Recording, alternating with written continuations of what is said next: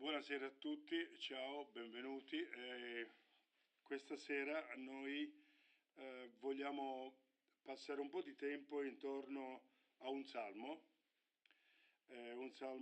molto caro a tante persone, spero a tutti, perché poi ognuno ha il proprio salmo con il quale si sente a proprio agio e si identifica maggiormente, ma normalmente è buono potersi identificare anche con altro. E questo salmo che vorrei meditare con voi è il Salmo 139. Prima di leggerlo vorrei dire che qualche cosina ma molto veloce. Il libro dei Salmi, appunto, è al plurale, è un libro che nella sua struttura è divisa in 5 libri. Il primo libro dei Salmi va dal Salmo 1 al Salmo 41, il libro secondo dei Salmi è dal Salmo 42 al 72, il libro terzo dei Salmi va dal Salmo 73 al Salmo 89 e il libro quarto dei Salmi va dal 90 al 106 e il libro quinto dei Salmi va dal 107 al 150. Quindi il Salmo che noi tratteremo, su cui rifletteremo stasera, appartiene al quinto libro dei Salmi.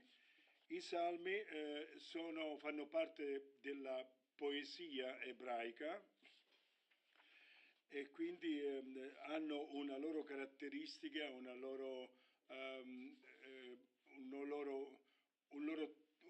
appartengono a una loro tipologia molto interessante.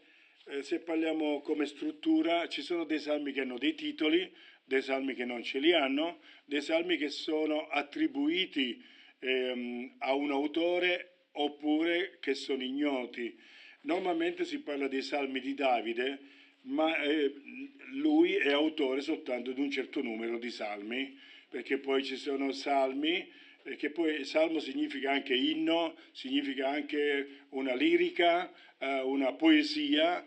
Normalmente questo veniva considerato come il libro dei canti quando si andava al Tempio, soprattutto all'epoca del libro delle cronache, dove vengono istituite dei gruppi di cantori, dei gruppi di musici, di musicisti diremmo oggi, che quindi guidavano il canto e la lode nel Tempio di Gerusalemme. Questo è molto interessante perché da sempre i credenti della Bibbia hanno cantato. Abbiamo degli inni, già c'è l'inno di Miriam, no? La sorella di Mosè, e alcuni inni sono veramente riportati tali e quali come sono stati detti e cantati. Troviamo anche dei salmi, per esempio nel profeta Isaia, c'è almeno se non mi sbaglio il capitolo 25 che è un inno, diciamo, scritto lì, e poi ci sono altre parti in altre parti della Bibbia. Dicevo che questi canti sono a volte hanno un autore e a volte sono attribuiti a un gruppo, a una famiglia, c'è una famiglia di cantori. Quindi abbiamo dei salmi di Asaf, oppure viene detto dei figli di Core, perché era una famiglia di cantori e che quindi guidavano quello che noi diremmo oggi in modo moderno la lode e l'adorazione nel Tempio. Per esempio, personalmente mi piacciono tantissimo i salmi di Asaf, perché sono dei salmi dove i temi della realtà esistenziale della persona è preso in pieno. Ma quello è un mio gusto personale, spero che anche voi leggendo i salmi vi abbiate fatto anche una vostra idea. Sì, per esempio ci sono anche i salmi di Eman, l'Ezraita, o di Etan, anche lui è Zeraita, come vedete già fanno parte di un gruppo particolare. C'è anche un salmo di Mosè, un salmo di Salomone, e gli altri li ho citati. Poi c'è anche dei salmi associati a Yedutun.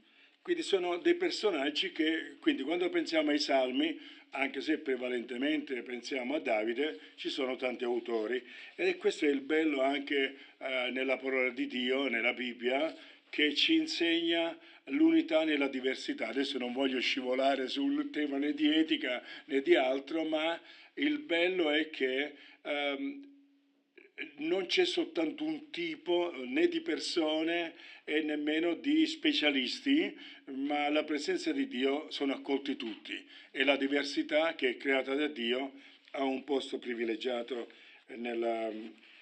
diciamo nel cammino di coloro che hanno temuto il Signore, perché nell'Antico Testamento i credenti venivano chiamati i tementi Dio. Era proprio con questa forma di participio che ci dava il senso della continuità e di una fede che cresce. Questi salmi venivano letti anche nelle feste. Vado veloce perché non era previsto per oggi avere diciamo un'introduzione completa ai salmi. E quindi poi ci sono dei salmi che hanno un titolo dove viene detto il modo di cantarlo o con quali strumenti era meglio cantarli. Cioè ci sono delle musiche anche oggi che sono più adatti per strumenti a corda o per strumenti a fiati, no? E quindi lì qualche salmo porta questa particolarità. Poi c'è una cosa che diciamo è da dire è il fatto che in alcuni salmi quasi sempre è messo tra parentesi, c'è scritto Seila, e lì significa respira, fai la pausa. Quindi tu leggi e quando noi, come quando a un certo punto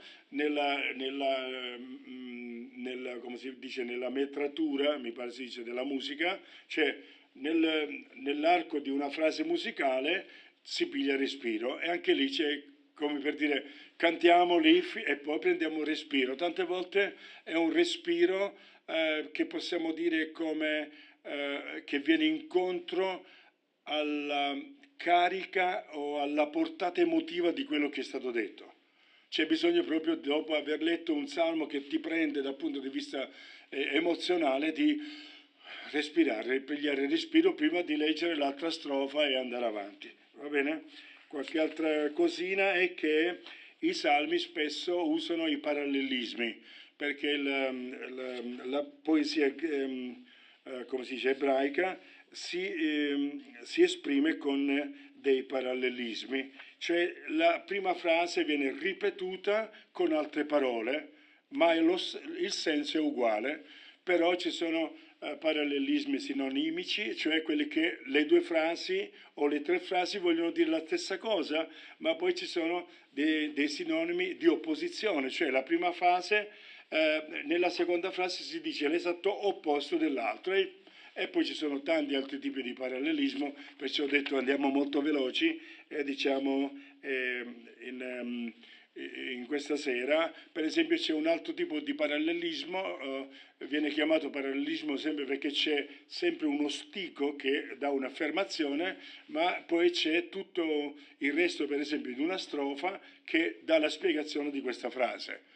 E poi si prosegue così. Quindi possiamo dire che tante volte si prosegue nella struttura di un chiasmo, cioè l'inizio e la fine hanno un tema identico e poi nel corso della stesura del Salmo c'è un cammino parallelo verso un focus, un punto focale che è il cuore del messaggio che vuole dirsi, e c'è una progressione di idee parallele sia quando si va in un senso quando si va in un altro senso.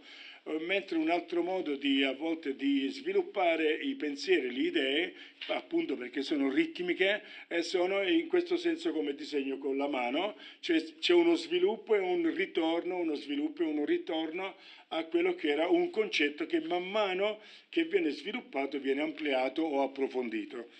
Bene, penso che per esempio un esempio di parallelismo che ce l'ho qua davanti agli occhi è l'anima mia è sazia di mali e la mia vita è vicina al soggiorno dei morti. Sono due stichi, cioè due mezze frasi che dicono, di un versetto, che dicono esattamente la stessa cosa ma con parole diverse. Visto che siamo ancora all'inizio, se qualcuno di voi vuole approfondire il discorso dei Salmi, potete veramente comprare questo libro edito dai GBU, ed è molto importante. Ti aspetto Salvatore che si fa la sua zoomata, ed è un libro, come vedete, bello spesso, ma è molto ricco.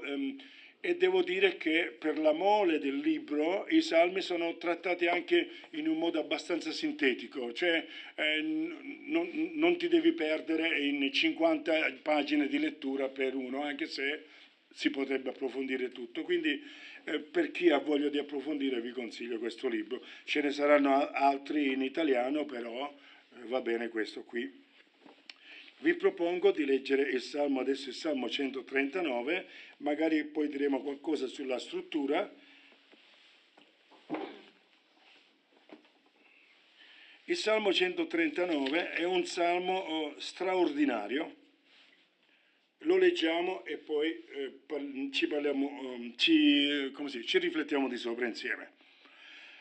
Come vedete già nel primo versetto, come ho detto, ci sono le indicazioni nel primo versetto che al direttore del coro, Salmo di Davide. Quindi questo qui è un salmo che va diretto, che deve prenderlo in mano chi sta dirigendo il coro per poter dare le partizioni alle persone. Un'altra cosa da dire è che è importante per sentire il Salmo vedere o sentire o leggere chi parla a chi. Il salmista racconta o parla o esprime o dice in prosa, ma con chi sta parlando?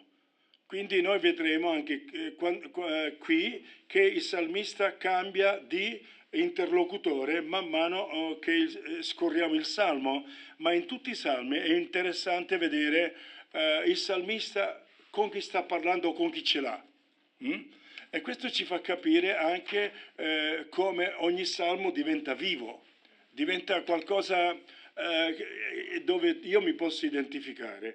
Per esempio qui man mano che leggiamo, all'inizio il salmista parla a Dio e riconosce a Dio delle qualità. Poi c'è un momento in cui lui parla a Dio in una maniera più intima, quindi prima in una maniera più descrittiva, più generale, poi parla in una maniera più diciamo introspettiva ma più intima, poi c'è quando parla agli altri e quindi poi ritorna a parlare di Dio. Adesso lo vediamo, man mano che leggiamo voi potete già vedere questo movimento nella lettura. Signore, ecco, parla al Signore, in questo caso sta parlando di Yahweh, Dio della relazione, e ci sta, perché tutto il salmo è improntato sulla relazione del salmista con Dio. Ed è straordinario, e ci sono delle domande formidabili che lui si pone e che lui pone a Dio e che lui pone anche agli interlocutori e per trovare delle risposte. Allora, Signore, tu mi hai esaminato e mi conosci. Tu sai quando mi siedo e quando mi alzo. Tu comprendi da lontano il mio pensiero. Tu mi scruti quando cammino e quando riposo e conosci a fondo tutte le mie vie. Poiché la parola non è ancora sulla mia lingua, che tu, Signore, già la conosci appieno. Tu mi circondi, mi stai di fronte alle spalle e poni, mi stai di fronte e alle spalle, scusate, ho letto male, e poni la tua mano su di me. La conoscenza che hai di me è meravigliosa, troppo alta perché io possa arrivarci. Dove potrei andarmene lontano dal tuo spirito? Dove fuggirò dalla tua presenza? Se salgo in cielo, tu vi sei. Se scendo nel soggiorno dei morti, eccoti là. Se prendo le ali dell'alba e vado ad abitare all'estremità del mare, anche là mi condurrà la tua mano e mi afferrerà la tua destra. Se dico Certo, le tenebre mi nasconderanno e la luce diventerà notte intorno a me. Le tenebre stesse non possono nasconderti nulla e la notte per te è chiara come il giorno. Le tenebre e la luce ti sono uguali. Sei tu che hai formato le mie reni, che mi hai intessuto nel seno di mia madre. Io ti celebrerò perché sono stato fatto in modo stupendo. Meravigliose sono le tue opere e l'anima mia lo sa molto bene. Le mie ossa non ti erano nascoste quando fui formato in segreto e intessuto nelle profondità della terra. I tuoi occhi videro la massa informe del mio corpo e nel tuo libro erano tutti scritti i giorni che mi erano destinati, quando nessuno di essi era ancora sorto. Oh, quanto mi sono preziosi i tuoi pensieri, oh Dio! Quanto è grande il loro insieme! Se li voglio contare, sono più numerosi della sabbia. Quando mi sveglio, sono ancora con te.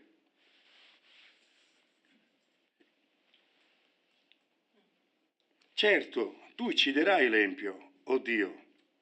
Perciò allontanatevi da me, uomini sanguinari. Essi parlano contro di te malvagiamente. I tuoi nemici si servono del tuo nome per sostenere la menzogna. Signore, non odio io forse quelli che ti odiano? E non detesto quelli che insorgono contro te? Io li odio di un odio perfetto. Li considero miei nemici. Esaminami, o Dio, e conosci il mio cuore. Mettimi alla prova e conosci i miei pensieri. Vedi se c'è in me qualche via iniqua e guidami per la via eterna.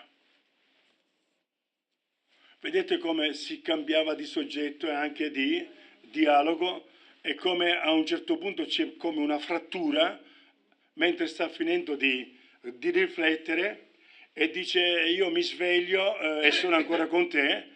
Potremmo dire mi sveglio da questa contemplazione così meravigliosa, ritorno un po' sulla terra, oppure mi sveglio dal fatto che ho riposato e sono ancora nelle tue mani, sono ancora alla tua presenza e qui c'è una rottura. Proprio quando lui dice sono vivo, sono presente, sono qua, ho riflettuto tutto questo e adesso posso affrontare il mio problema. Il salmista, questo salmo è vero che è molto contemplativo, si contempla la relazione con Dio, si contempla l'onniscienza di Dio, l'onnipresenza di Dio, la creazionalità di Dio, la giustizia di Dio e poi il fatto che Dio è il pastore e la speranza. Come vedete c'è una grande contemplazione, ma viene tutto questo applicato in quello che è il problema di Davide. Davide, sì, possiamo dire di Davide perché è proprio scritto Salmo di Davide, Mizmor le David in ebraico, quindi significa canto di Davide, nel titolo è detto così, quindi anche noi accogliamo questo. Se posso spiegare un po' la trama di questo. Davide si trova davanti a persone di cui dice, certo tu ucciderai l'empio, oh Dio. È una frase, una determinazione, davanti a Dio c'è la giustizia ed Dio è giusto e farà giustizia. Questa frase ha questo suono, è una frase, possiamo dire, lapidaria, ma è un'affermazione che Dio è Dio della giustizia. Il problema è, io sono dalla parte di Dio o sono dall'altra parte? Dio è con me oppure Dio è con loro? E per questo lui, nella stesura del Salmo, alla fine ci fa capire che lui, nonostante tutto quello che potrebbe essere di umano nella nostra umanità, Dio è un Dio della misericordia, Dio è il Dio della grazia e che è dalla parte sua e che quindi lo porterà alla vita eterna, alla via eterna. Non so se ho spiegato il quadro della situazione, perché se leggiamo in dettaglio, dopo che lui ha descritto le certezze di Dio, termina questo discorso delle certezze: certo, tu ucciderai l'empio, o Dio. È sempre come un fulmine che si introduce: perciò allontanatevi da me, uomini sanguinari. Cioè l'autore del Salmo si trova a che fare con gente criminale, con gente micidiale, con gente che respira violenza. E prima di tutto li sta mettendo davanti a Dio. Voi tizi, sappiate che c'è un Dio ed è un Dio giusto e che non tollera, non sopporta l'ingiustizia, non l'ammette, non l'approverà. Quindi è come se lui per un momento afferma qualcosa di radicale, di forte: c'è la giustizia di Dio e ci sono gli ingiusti, quindi fatevi i conti bene, perché siete davanti non a me, che potete fare quello che volete perché sono un essere umano, perché sto cercando di capire se Dio è dalla parte mia e se io appartengo a Dio, se la vogliamo dire così, ma sappiate questo, che c'è Dio della giustizia e gli ingiusti non sussisteranno, dice in altre parti della Bibbia. Perciò allontanatevi da me, uomini sanguinari. Questo allontanatevi da me, cosa vuole significare?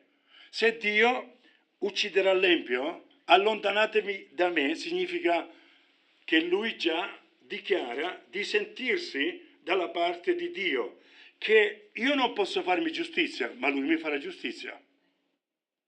E questo è uno degli elementi più potenti della fede. Non saremo noi a farci giustizia, perché in questo mondo la promessa qual è stata? Quella che è descritta in secondo Pietro capitolo 3: ci saranno nuovi cieli e nuova terra, e la parola che segue dice, da questo senso, dove la giustizia sarà una cosa di casa, sarà un elemento vissuto come quotidianità, come realtà di casa. Adesso siamo in un posto, ci dice la Bibbia, come pellegrini e forestieri, e ne vediamo di tutto e di più. Ma in questa affermazione del salmista sta dicendo: Dio è giusto, lui mi farà giustizia, lui fa giustizia contro le ingiustizie, perché la frase è detta in modo generale, e poi sta dicendo: l'avete capito? Cominciatevi ad allontanare voi che siete degli ingiusti. Addirittura li dice gente sanguinaria. E se dice così vuol dire che è gente che aveva gusto ad ammazzare gli altri. Non parla di ladri, ma parla di ladri di anime, di uomini, di donne, di vita, gente che ammazza. E poi continua, proprio per approfondire questa sua serenità: essi parlano contro di te malvagiamente. Alla fine lui cosa afferma? Quello che stanno facendo, lo stanno facendo a me, Signore, ma lo stanno facendo a te, perché sono dei falsi profeti, sono delle persone che usano il tuo nome in un modo falso per fare dei crimini.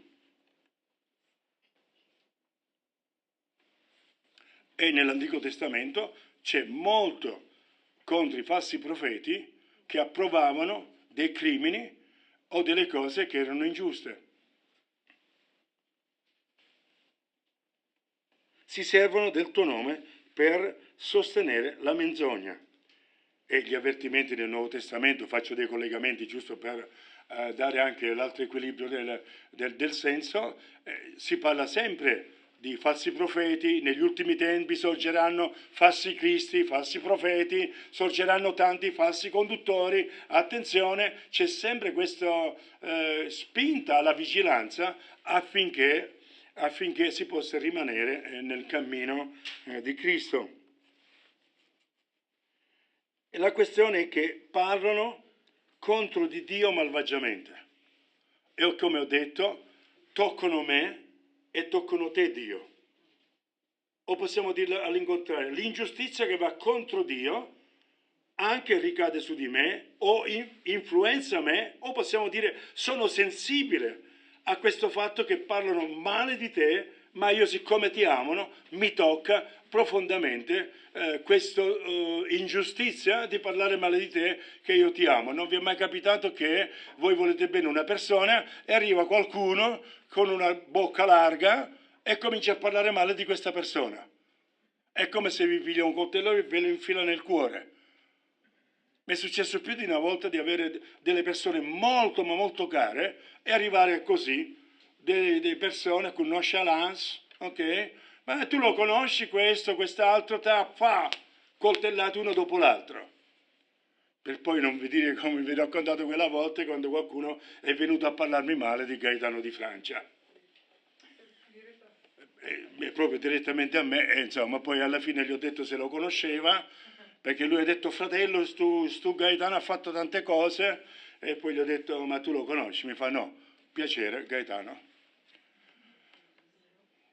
Però quanto ci addolora quando qualcuno viene a parlarti male di qualcuno che è caro. E così il Signore è prezioso per il salmista, come noi siamo preziosi agli occhi del Signore. Vi ricordate di Isaia 43? Chi tocca a voi, tocca la pupilla dei miei occhi. Questa preziosità è reciproca. Se amiamo Dio, questa preziosità, noi ci vantiamo che siamo preziosi per Dio. La domanda è Dio è prezioso per noi? Io direi amen, è prezioso per noi. E quando toccano Dio, non vi vengono i brividi quando c'è qualcuno che comincia a bestemmiare Dio intorno a voi? Sì. Perché? Perché toccano qualcosa che noi amiamo profondamente. Qualcuno ha detto a qualcuno, stai parlando male di mio padre, allora come la mettiamo? Capite? Cioè, sono delle espressioni per dire stai parlando male di qualcuno che è veramente prezioso per me. Adesso tu la smetti. Quindi è qui che il salmista si identifica in Dio, si identifica attraverso l'amore, nell'amore di Dio che Dio stesso ha per lui. Vedete questa reciprocità e come le affermazioni possono essere considerate in modo, come si dice, bidirezionale. Stanno disprezzando me e disprezzano me che sono prezioso per Dio. E stanno disprezzando Dio che è prezioso per me. In ogni caso è un'ingiustizia e non va bene. E poi, interessante qua, Signore, non odio forse quelli che ti odiano? Cosa sta dicendo con questa parola? Sta dicendo, Signore, da quello che capisco, io e te siamo sulla stessa direzione. Detto in altre parole, Signore, sto seguendo la tua strada. E così come tu, siccome hai iniziato, certo tu ucciderai l'empio, e poi essi parlano contro di te, i tuoi nemici si servono del tuo nome per dire la menzogna. Questo qui lo esprime con questa opposizione, perché nell'ebraico tante volte per far capire la profondità o la portata delle cose si parla come estremi, il giorno e la notte, l'amore e odio. Anche nel Nuovo Testamento troviamo questo. Chi non odia padre e madre contro di me, cioè più di me non è degno di me. Cosa significa? Che il Signore Gesù ci spinge a odiare, ma il senso di quella parola è chi confessa padre e madre più di quanto confessa me non è degno di me. È come per dire, io credo in Dio, però arriva il primo che passa, ti dice un'affermazione e tu credi più a quello che a Dio. E l'ebraico si esprime così, con queste opposizioni, amore e odio, giorno e notte, e quindi che vengono anche chiamati merismi. Vabbè, poi controllo la parola. Quindi terminiamo questa base del senso del Salmo. E non detesto quelli che insorgono contro di te, io li odio di un odio perfetto. Signore, come li detesti tu? Con quel carattere totale, possiamo dire, in quel modo totale, non chiudi gli occhi contro le ingiustizie, non fai in modo che un po' comunque passa lo stesso. Siamo noi che chiudiamo mezzo occhio o a volte li chiudiamo tutti e due. Ma se Dio è giusto, è giusto. E il salmista vuole dire, anch'io voglio essere completo, voglio essere totale nell'amare la giustizia. Anch'io voglio essere, come si può dire, completo nell'amare la giustizia, come lo sei tu. E usa questa parola di perfezione, li considero miei nemici. Stanno parlando contro di te, sono i tuoi nemici. Difatti nel versetto 20 la seconda parte dice i tuoi nemici si servono del tuo nome per sostenere la menzogna. Ora questi tuoi nemici, al versetto 22, sono i nemici anche di Davide. Tutto questo per dire che all'inizio tutto quello che vedremo ce li farà riflettere, considerando tutto quello che ha considerato, può dire va bene, sono quello che sono ancora umano, ma perlomeno so di essere dalla parte del giusto. E voglio essere dalla parte del giusto. Così come sono, con la mia umanità, voglio essere dalla parte del giusto. Perché parlo di umanità? Perché lui, all'inizio e alla fine del Salmo, come detto c'è un inizio e una fine, lui sta dicendo, Signore, senti, esaminami, investigami. Signore, metti un po' l'esaminatore, fammi uno scanner, come potremmo dire oggi, in modo che tu vedi se c'è qualcosa che non va. Perché alla fine voglio essere uno che piace a te, uno che si avvicina il più possibile a chi sei tu. Difatti, l'ultima parte, il versetto 23 dice, esaminami, oh Dio, e conosci il mio cuore. Mettimi alla prova e conosci i miei pensieri. E questo è anche un parallelismo, come vedete, due frasi per dire la stessa cosa. Esaminino Dio e conosci il mio cuore. Cioè, Signore, ora il verbo conoscere significa non soltanto conoscere, in ebraico ci sono almeno una quarantina di significati, ve li faccio vedere qua. Tutta questa colonna sono i significati del verbo conoscere. E quindi lui può dire, Signore, porta la conoscenza mia, tutto ciò che c'è da conoscere, in modo che io possa raddrizzare il mio cammino. Guardate come lo dice in un modo molto bello. Mettimi alla prova e conosci i miei pensieri. Mi fa ricordare una parola del libro del Deuteronomio, quando dice, vi ho messo alla prova per far venire fuori quali erano realmente i pensieri che avevate dentro di voi. Se non mi sbaglio stiamo parlando di Deuteronomio 7 o 8 come capitolo, e poi dice esaminami, mettimi alla prova, e il versetto 24 conclude dicendo vedi se c'è in me qualche via iniqua e guidami per la via eterna. Come si può dire, il desiderio del salmista, la preoccupazione del salmista è colmata da questo. Signore, tu sei in grado di conoscermi in profondità, tu sei in grado di esaminarmi, tu sei in grado di mettere alla luce ciò che non funziona. Bene, adesso l'ultima frase dice e guidami per la via eterna. Vedi se c'è in me qualche via iniqua. Mi piace la modestia di questo uomo. Mi piace la percezione di sé. Signore, io ce la sto mettendo tutta, però sono umano.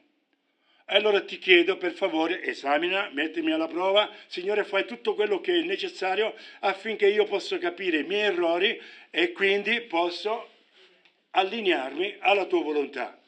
Perché qual è il desiderio del salmista? E guidami per la via eterna. L'Eterno è l'Eterno. Yahweh è un nome ebraico che coniuga due verbi, l'essere e il vivere nell'eternità e l'eternità nel vivere. E lui sta dicendo, Signore, io voglio raggiungere te, io voglio venire da te.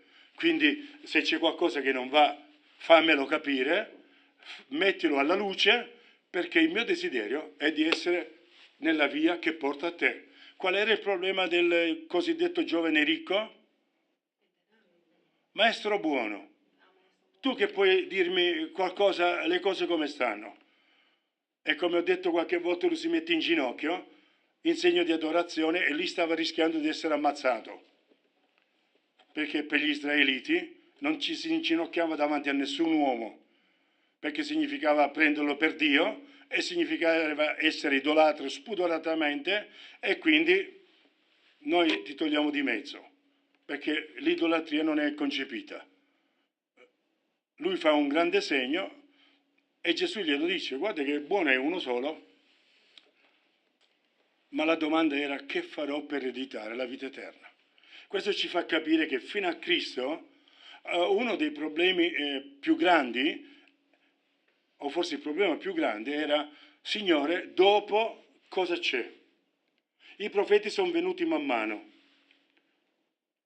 C'è già l'annuncio nella legge, quello che noi chiamiamo la legge della vita trascendentale, dell'eternità, ma man mano i profeti hanno descritto questa via che porta all'eternità. Pensiamo a Isaia, pensiamo a Geremia, pensiamo a Ezechiele, pensiamo ai vari profeti minori, pensiamo a Daniele, alle descrizioni straordinarie che ci sono degli ultimi tempi, nelle quali tante volte poi ci fermiamo perché fino a un certo punto arriviamo e poi lasciamo le cose al Signore, perché noi oltre non arriviamo, e io sono uno di quelli che non voglio fare uno spudorato sapientone, mi basta conoscere quello che conosco, ed è una sola cosa: che Cristo ritorna e ci verrà a prendere. E se nel frattempo non ritorna, io sono accolto da Lui. Questa è la fede cristiana. E quindi c'era questo annuncio della vita eterna, del giorno dell'Eterno, lo tratteremo un'altra volta, ma c'era qualcosa che mancava, e l'anelito del temente Dio era: come faccio ad arrivare alla via eterna, alla vita eterna. E quindi questa era la domanda del giovane ricco, che ancora è davanti a Cristo, che sarà veramente il portatore della resurrezione. Fatto questo quadro, l'altra domanda è: quando leggete questi versetti, come vi sentite? Comodi o scomodi?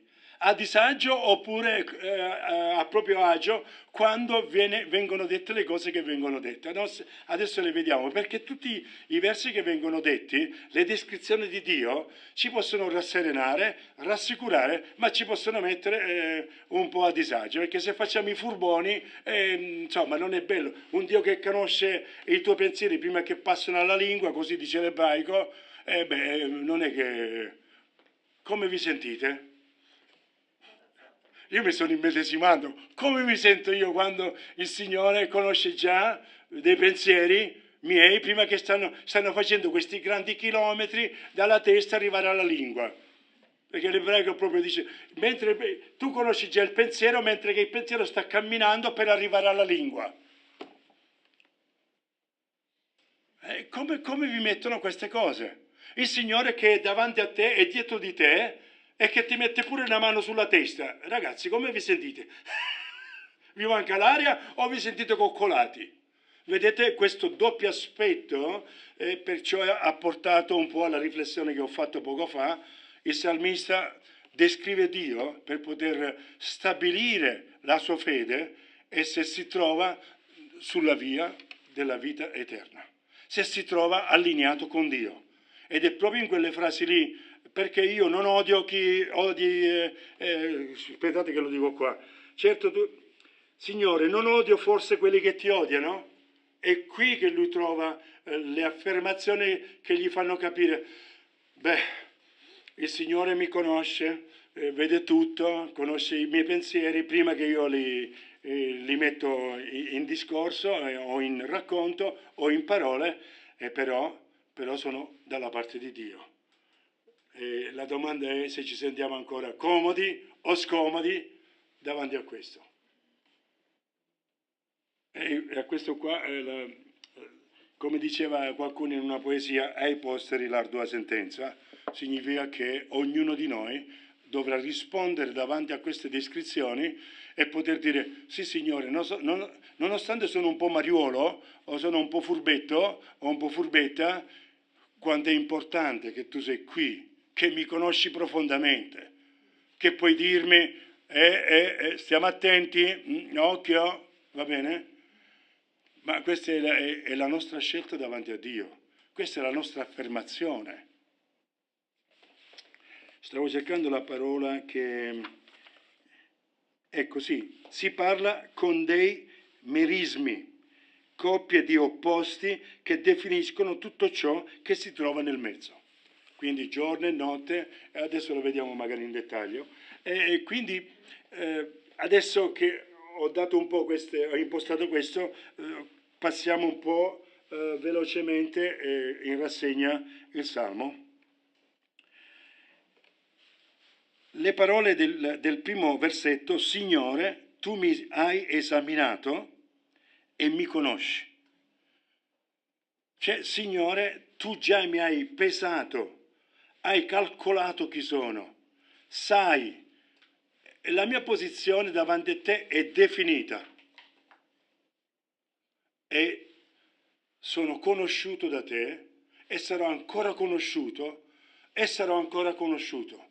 E la conoscenza reciproca, perché è una conoscenza di relazione in generale, questa conoscenza crescerà. Tutti noi possiamo dire che all'inizio del nostro cammino col Signore lo conoscevamo fino a un certo punto e man mano l'abbiamo conosciuto diversamente, più ampiamente, più profondamente. Questo è il concetto del verbo yada, nella forma che si trova qui. Pensate che il verbo yada, che è il verbo conoscere, viene usato persino per la relazione sessuale. Nell'Antico Testamento la parola sessuale non esiste, è il verbo conoscere. Adamo conobbe Eva, significa hanno avuto una relazione sessuale e quindi è stato un modo di conoscere. Questo verbo che spazia a 360 gradi. E quando qua stiamo parlando della conoscenza, parliamo di una conoscenza che non è superficiale, è profonda, ma quello che mi piace definire è la conoscenza che scaturisce dalla relazione. Noi abbiamo una relazione con Dio, Dio ha una relazione con noi. Per questo è usato il nome Yahweh. Ho detto sempre il nome dell'alleanza, il nome di Dio che si intriga con gli esseri umani che credono in Lui. E Lui dice, davanti a te, Signore, sono già conosciuto, sono già esaminato e mi conosci. Quindi sono qua. E da qui in poi comincia a fare tutta la descrizione per alla fine poter determinare sono dalla tua parte o sono da un'altra parte. Posso averti dalla mia parte o non sei dalla mia parte? Ti appartengo, Signore, o non ti appartengo? Queste sono le domande che si fa il salmista. Davanti ai nemici e alle ingiustizie vissute dal salmista, Dio dov'è? Dio chi è? Dio che fa? Dio da che parte è? E il salmista chi è? Che cosa fa? Da che parte si trova?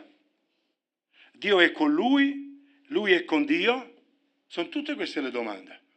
Come ho detto, bidirezionali, perché alla fine lui si trova in una situazione veramente difficile e vuole capire se almeno Dio è con lui. E se Dio è con lui, ok, arriveranno le risposte, arriverà la giustizia. Ci siamo? Quindi lui comincia a raccontare dell'onniscienza di Dio e lo descrive come se lui lo vede, ce l'ha davanti e ce lo descrive, ci fa il quadro di Dio. Tu sai quando mi siedo e quando mi alzo. Questa frase ci rende comodi o scomodi? Ci lascia a nostro agio oppure ci mette a disagio? Perché sapere che Dio è là, quando mi siedo e quando mi alzo, tu comprendi da lontano il mio pensiero. Tu mi scruti quando cammino e quando riposo e conosci a fondo tutte le mie vie. Non ci vengono i brividi? Non è che siamo 24 ore al giorno a pensare rose e fiori. Vedete, queste sono le domande. Poiché la parola non è ancora sulla mia lingua, che tu, Signore, già la conosci appieno. E poi, questo è proprio nell'onniscienza, tu mi circondi e mi stai di fronte e alle spalle. Vedete il merisma? Cioè, di fronte e davanti e dietro. Poni la tua mano su di me, e lui viene dall'alto e di sotto abbiamo la terra. La tua conoscenza che hai di me è meravigliosa, troppo alta perché io ci arrivi. Non spiego proprio perché abbiamo fatto già tanta spiegazione.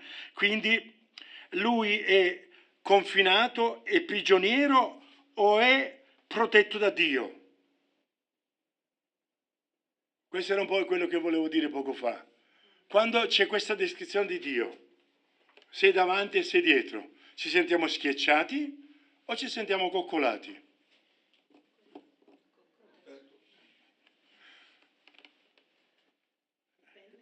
Io so i momenti in cui ho detto, vabbè, cioè, mi sono illuso, tanto Dio non lo vede. E poi sapevo che Dio lo vede. E poi hai bisogno di dire, Signore, perdonami. Capite? Noi siamo così. Però è fondamentale questa percezione, perché altrimenti Dio è un Dio a nostra misura, a nostro uso e consumo, che funziona come noi. E ho detto a qualcuno, quel Dio là, con la D minuscola, che diventa un idolo per noi, è un Dio che non perdona. Difatti, molte di queste persone mi hanno detto, no, ma Dio non può perdonare quello che io ho fatto. Certo, quel Dio non perdona, perché è il Dio della tua vita, è il Dio a tua misura, a tuo uso e consumo. Non è il Dio della Bibbia, non è Dio che annuncia la grazia per tutti. Vi ricordate quella frase, Dio perdona, io no?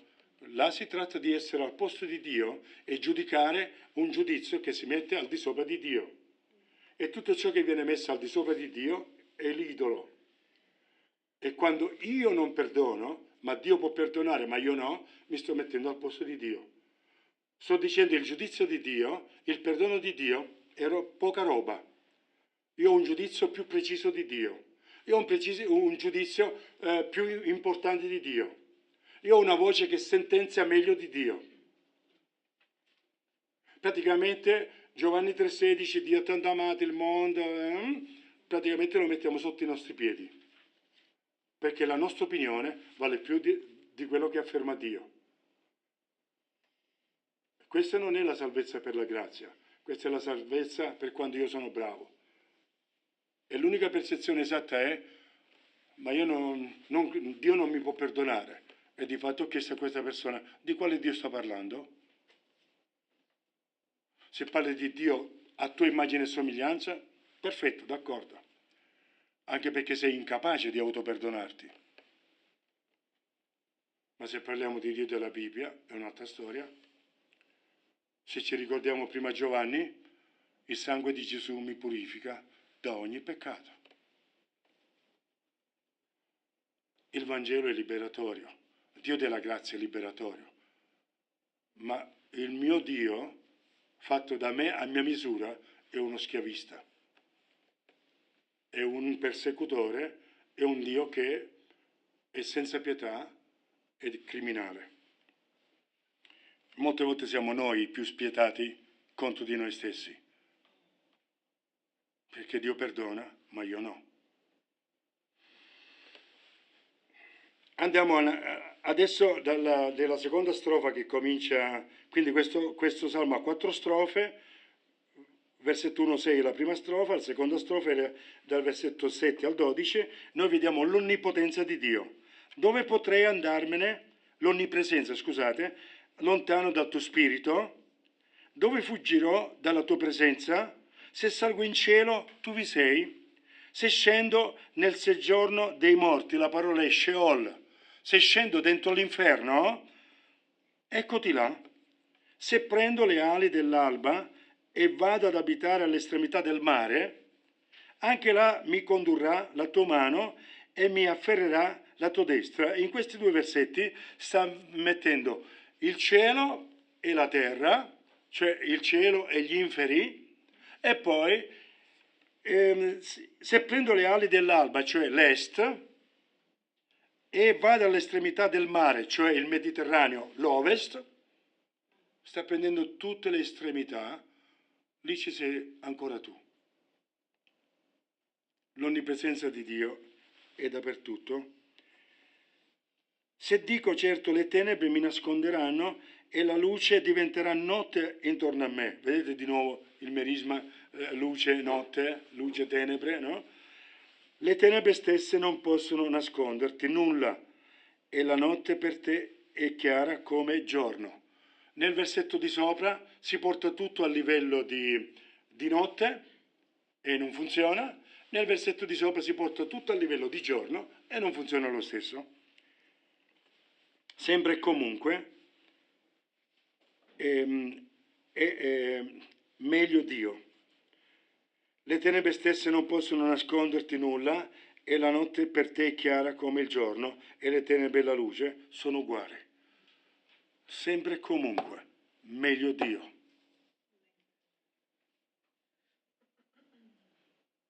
Anche se dentro di noi ci dovrebbe essere qualche vocina, o come diciamo sempre lo Spirito Santo che ti dice qualche cosina, ringrazia Dio per quella cosina che ti dice, valla a regolare immediatamente davanti al Signore, perché sempre e comunque meglio Dio.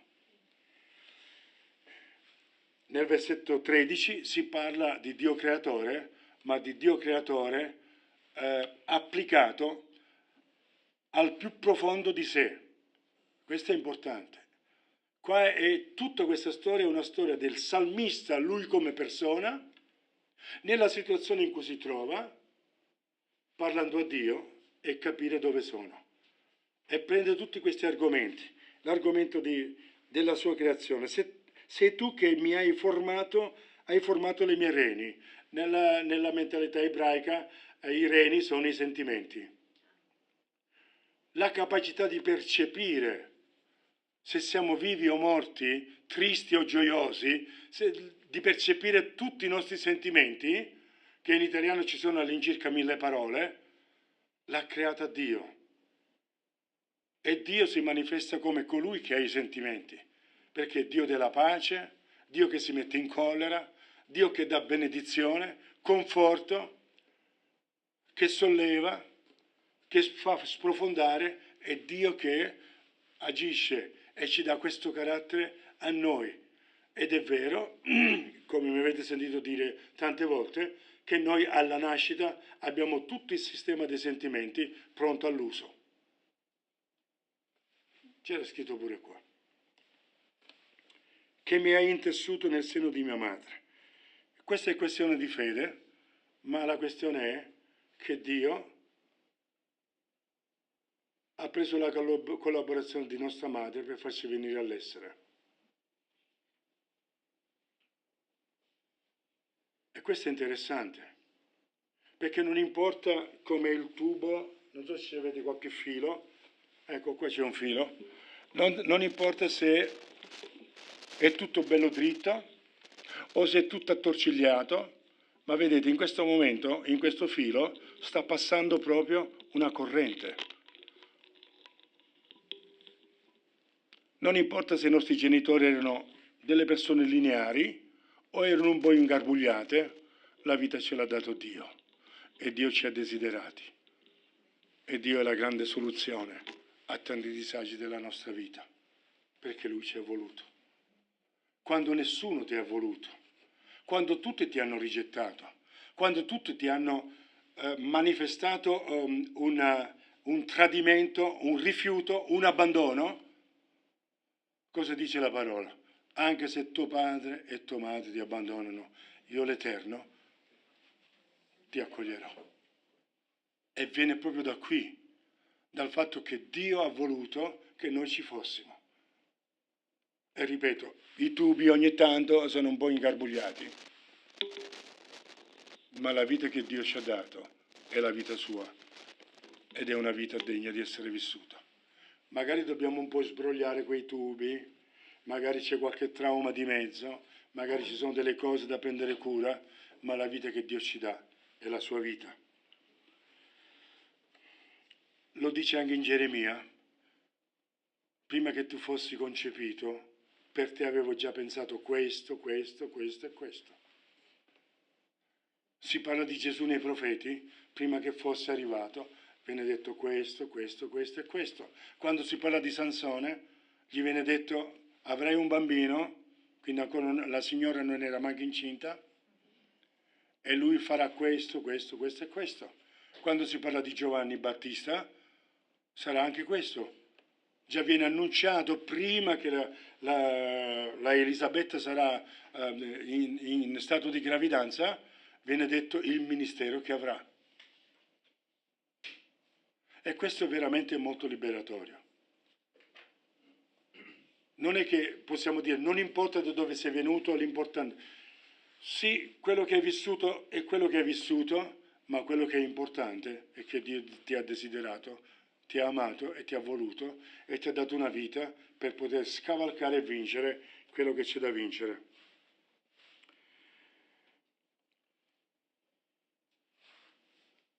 E quindi abbiamo, ecco, ti celebrerò perché sono stato fatto in modo stupendo e questa è la domanda di provocazione per tutti.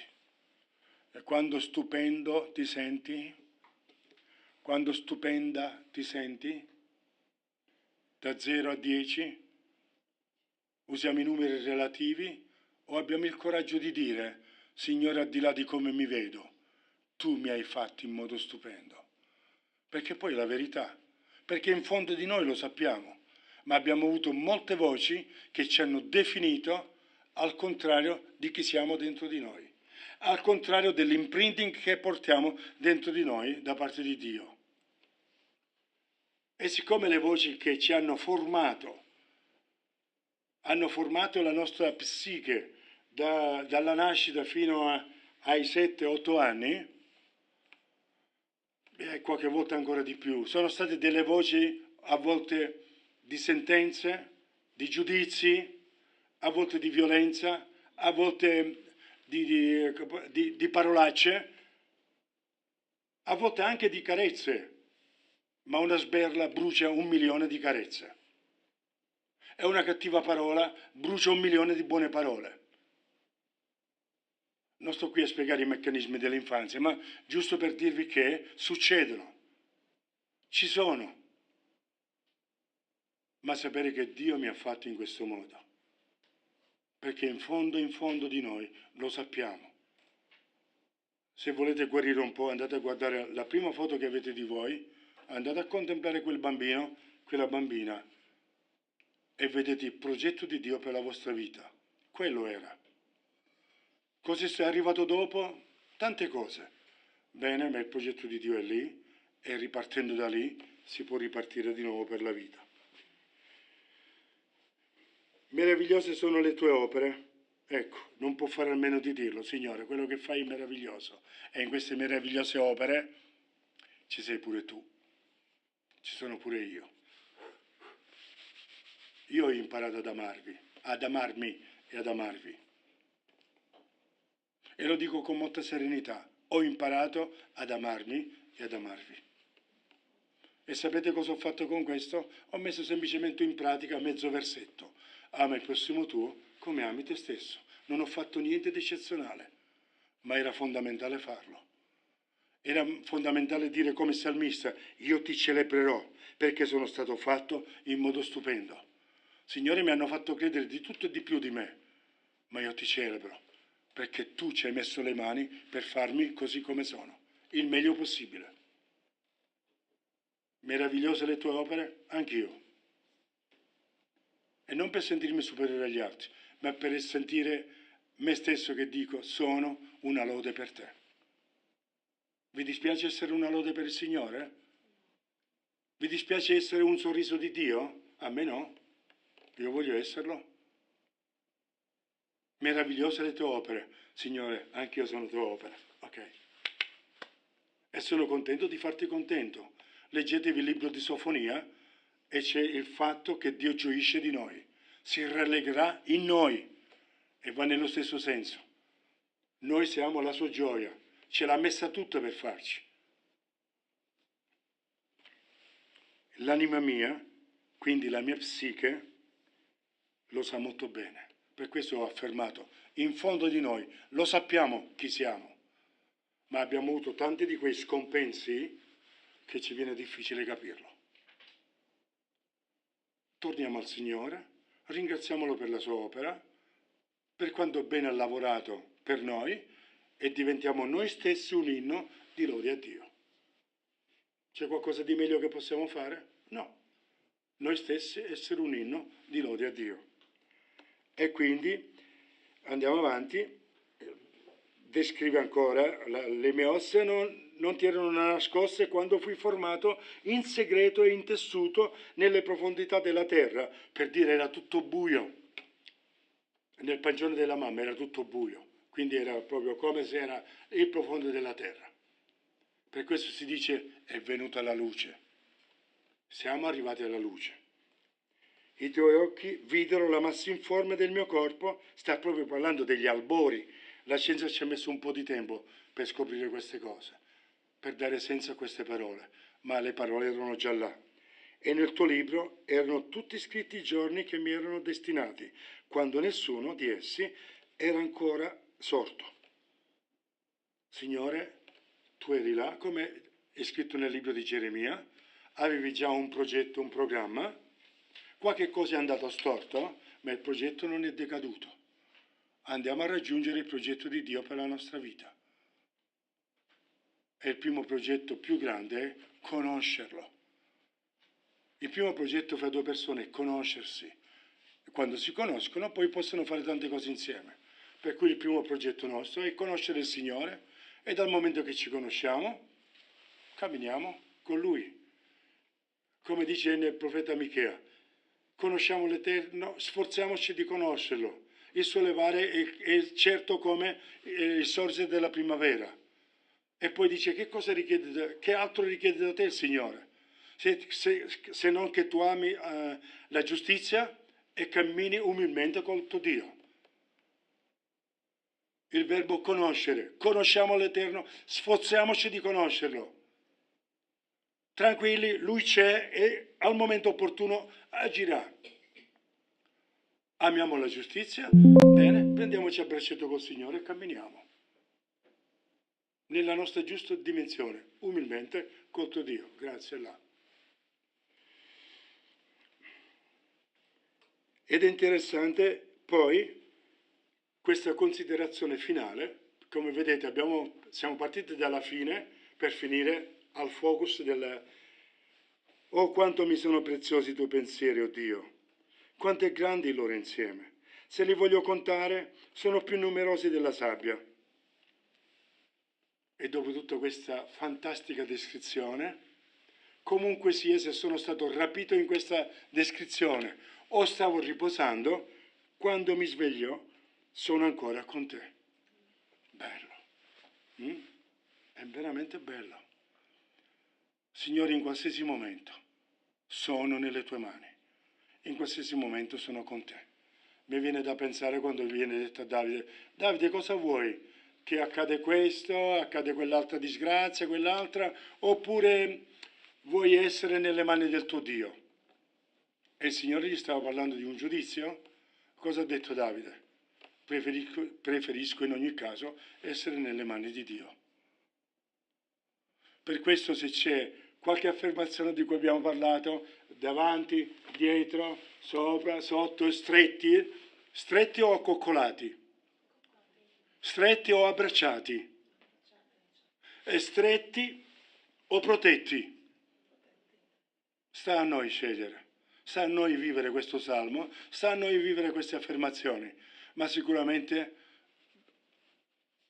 mi dà tanta gioia sapere che il Signore mi avvolge, mi contiene, mi guida e come salmista voglio fare la mia ultima preghiera. Signore, se c'è in me qualcosa che odora di marcio, di via iniqua, Signore, toglilo e guidami alla via eterna. E questa deve essere la nostra preghiera. Signore, se c'è qualcosa ancora da migliorare, dacci una mano, faccelo capire. Salmo 19, rivelami i peccati che mi sono occulti. Signore, perché ogni tanto faccio le cretinate e nemmeno me ne accorgo. Ecco, detto il linguaggio moderno. E il salmista dice proprio nel Salmo 19, fammelo capire, Signore, che meno cretinate faccio, meglio è. Bene, concludiamo così. Vedi, esaminami, oh Dio, e conosci il mio cuore, mettimi alla prova e conosci i miei pensieri. vedi se c'è in me qualche via iniqua e guidami per la via eterna. Questa è la nostra speranza. Signore, siamo nella tua via, nella via per la vita e per la vita eterna. A tutti coloro che l'hanno ricevuto, egli ha dato il diritto di essere figli di Dio. E Gesù disse molto semplicemente: chi crede in me e in colui che mi ha mandato ha vita eterna. Quello che era il desiderio per i credenti dell'Antico Testamento è diventato realtà per i seguaci di Gesù Cristo. Quindi anche per te, anche per me, anche per noi.